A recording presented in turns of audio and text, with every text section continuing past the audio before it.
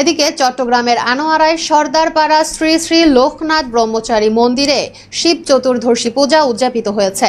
গত বুধ ও বৃহস্পতিবার বিভিন্ন মাঙ্গলিক অনুষ্ঠানের মধ্য দিয়ে উদযাপিত হয়।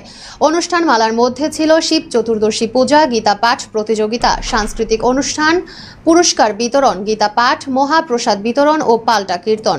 অনুষ্ঠানের সাধারণ সম্পাদক সাবু সর্দার ও লিটন সর্দারের সঞ্চালনায় এতে সভাপতিত্ব করেন উৎসব কমিটির সভাপতি টিটু সর্দার।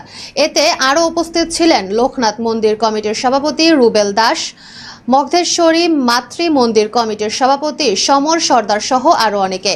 বক্তারা অবহেলিত ও লোকনাথ মন্দির নির্মাণে সকলকে এগিয়ে এসে সার্বিক সহযোগিতা করার জন্য বিনীত আহ্বান জানান। শ্রী চরণ বে